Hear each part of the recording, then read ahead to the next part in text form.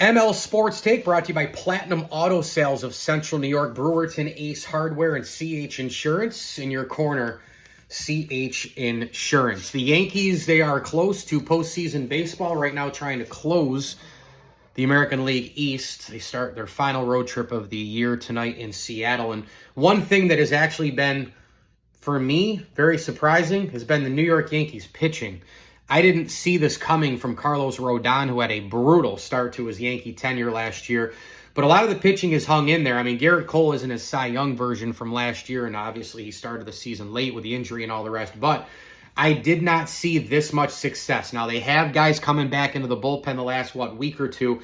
Hamilton's now back. Weaver's been great with the back end of the bullpen as well. It's now a closer by committee, as Aaron Boone alluded to a couple of weeks ago. And frankly, I thought the Yankees, because they have Juan Soto this October, you don't know if they're going to have him past this October. I thought they should have gone out and gotten a lot at the trade deadline. 2 bats, a reliever, another starter. Seriously, I would have carved the farm system in half to go get it now while you have Juan Soto. Oh, by the way, you have Soto and Judge back-to-back in that lineup. The big thing, though, for the pitching rotation-wise has been Rodon, in my opinion. Now, I've said it a million times, and I'll say it one more time. Haven't been impressed in recent years with the Brian Cashman roster construction, but even when you feel like they don't have enough pitching, or you get into that late September before the playoffs, whether they make it as a wild card or the division, they come up short or they don't make the playoffs at all, you're like, wow, the pitching. They're always short of pitching. They're short. Well, when you talk about the playoffs, the Yankees pitching hasn't been the number one reason why they haven't gotten back to a World Series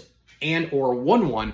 It's the runners in scoring position. Guys like Stanton and Rizzo and LeMahieu and Torres and even Judge to a degree, they cannot get those big hits in even the beginning of the game to set the tone. How many times do they lose 5-3, 3-2, 4-1?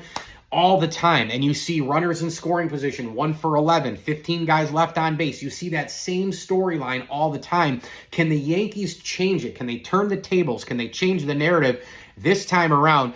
Led mostly by Juan Soto and Aaron Judge. Now, I'm not taking anything away from Aaron Judge's past days as a ball player. The guy's had an unbelievable career so far. Yes, some of it has been injury-riddled, but this guy's already won 1 MVP. He set unbelievable records a couple of years ago. He's going to win another MVP this year. He's got 53 homers, a 321 average, and 132 in the RBI column. Oh, the OPS is over 1.1 as well. But Aaron Judge still needs to earn his pinstripes in October. I've said it for a long time. These fans out there, Yankee and baseball fans, putting him, he's going to go in the pantheon of Gehrig and Ruth and DiMaggio and Mantle and Jackson and Jeter and all these different guys and Yogi.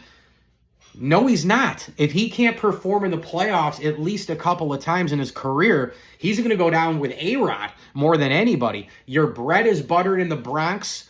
Yes, that's a lot of B's. Your bread is buttered in the Bronx when you make it happen, when you perform in the clutch. I'm not saying he has to go perfect, 1,000 for 1,000 and all the rest. He has had splash moments. He's had big home runs in the playoffs, but not the sustainability. He hasn't shown to be able to carry a team over and over and over again. You got to see it in a couple of postseasons before he's done. ML Sports Take brought to you by Ken's Auto Detailing, Stanley Law Offices, and Welch & Company Jewelers.